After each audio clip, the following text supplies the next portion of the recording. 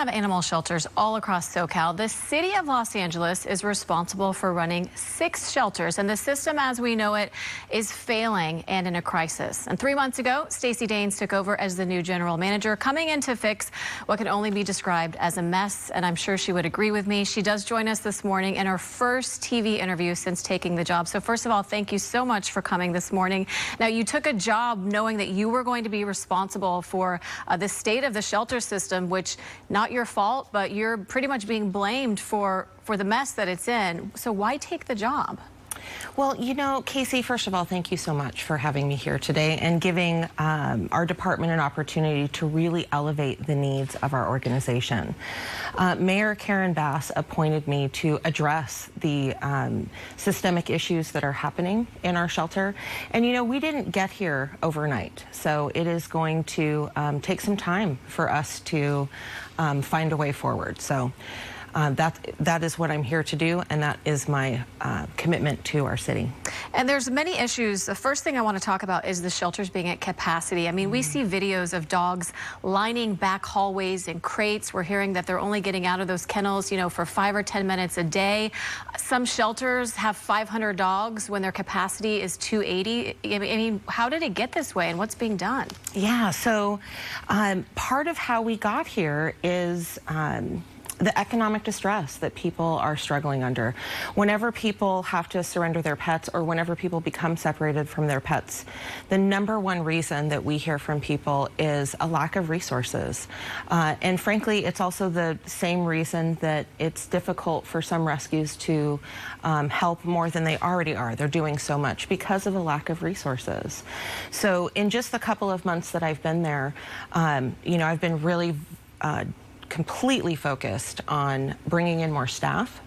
We are an understaffed organization, as well as bringing on more volunteers. That was my next question. You know, a lot of people say they want to volunteer. I've personally applied to be a volunteer. It's not easy. How are we going to make it easier and more accessible so that these animals don't have to live in these cages all day, and so that the cages don't look like this? I mean, we're seeing filthy, deplorable conditions that these animals are being forced to live in at no fault of their own. And it seems like one of the solutions would be more staff and more volunteers. That is absolutely a huge solution. So we are recruiting many staff. We have dozens of vacant positions. We're bringing on a large group of people in a couple of weeks. They have their orientation and training on October 10th, so I'm really excited about that. But our volunteer onboarding process, we've completely revamped it. And in fact, today is the first day that I'm happy to say that when you go to our website to sign up to be a volunteer, it will take only about 5 or 10 minutes to fill out the application, and you will be in the shelter on the ground within a week. Oh, that's so good to hear. And I know some in the past, you know, volunteers have been let go because they spoke out to the media about problems that weren't being addressed. I mean, how do we make sure that they don't need to do that? Yeah, so our volunteers need support and they need guidance, and that has been lacking in our organization as well. So we are looking to hire a volunteer coordinator.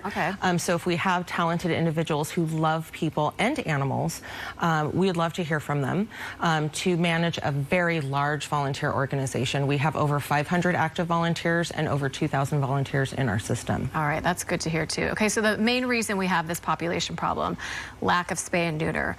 A lot of things, a lot of, we'll say, misinformation does make it on the rounds of social media, but there was a post recently where the city gave a breeding license to a homeless person with a dog, and it's actually cheaper to get a breeding license, I think it's around $235, than it is to get your animal spayed or neutered. Like, why, how could this happen? How could the city give this person a breeding license? Yeah, so the city, unfortunately, we have very little discretion when it comes to issuing a breeder's permit. There are no real requirements other than to pay a fee.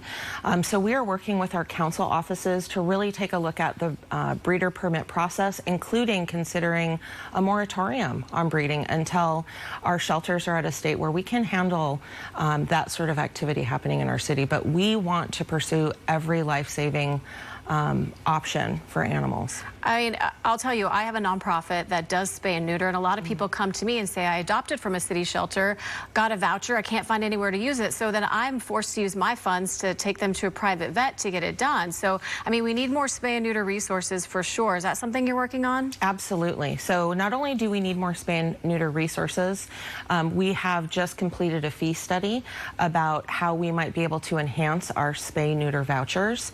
But it's really important for people to know that those spay neuter vouchers are available at our shelters as well as online. So we offer discount vouchers, and we also offer full coverage vouchers that cover the entire spay neuter cost. And we are also going to be looking out to reaching out to our local veterinarians who don't participate in our voucher program to hopefully help them join this effort to save lives, reduce population, and increase welfare for animals. Yeah, I agree with that. All right, so another issue on social media, all these pit bulls living on Skid Row, and I know they're forced to live out in the sun. They're not being cared for. I mean, I know you guys took cages out here, but there's still animals baking in the sun. Like, what can you legally do about dogs who are not being cared for like this? Yeah, so whenever we receive calls about cruelty or neglect, we respond. And when we see violations, we absolutely enforce the laws. And we work very hard to help people comply. A lot of times people cannot comply with laws because of their limited resources. So our officers go out to assist those people, to help them. But also, when we have folks that are not interested in compliance, then enforcement and strict enforcement is necessary, and we will do it. And we do have, we're not quite done talking, but I did want to show we have a special guest who's here today looking for a home. I know a lot of people want changes to happen immediately, and I know you say you already have some stuff in the works, and you've also mentioned to me that people can reach out to you personally because you are open to hearing ideas. You want solutions. How should they get in touch with you? Yes, so the best way is to go to our website, LA Animal Services, and we have some contact pages. And so there are lots of people in our organization that work on lots of different things. So however people want to participate, they should engage our organization. But number one, I would say, is to adopt or foster from the shelter. That is the number one thing people can do, Angelenos can do to help us right now. Tell me about this little cutie. This is Iris. Hi, Iris. Iris is 10 years old. She's so spunky, too. Yes, don't tell her she's 10, because I don't think she knows that. She came into the shelter a stray about a week ago, but she is very typical of the animals that we have in our care. She has some minor medical issues related to her dentistry. You just need a teeth cleaning. She needs a teeth cleaning. That's what she needs. And a lot of people can't afford things like that. So animals come to our shelter. But you know, we are looking to engage our community in so many ways. We have an amazing event coming up on October 1st. It's a cleanup for our South LA shelter. Oh, that's such a good idea. It is so fantastic. And you know, we have a really excellent commission that one of our commissioners has put that together. So that event is going to be on October 1st. And we will get so much more information about that on our website. We'll put it on social media. You can find her at which shelter? She is at our Harbor Shelter. She's at the Harbor Shelter at San Pedro. So you're going to find a home today. Thank you so much for coming in. We do have to go to break. But again, if you want to reach out to her, you have any ideas, you want to be part of the solution, email me and I will get it in touch with her. So we are looking to be part of the solution, not the problem here. And again, thanks so much for coming. We'll be right back.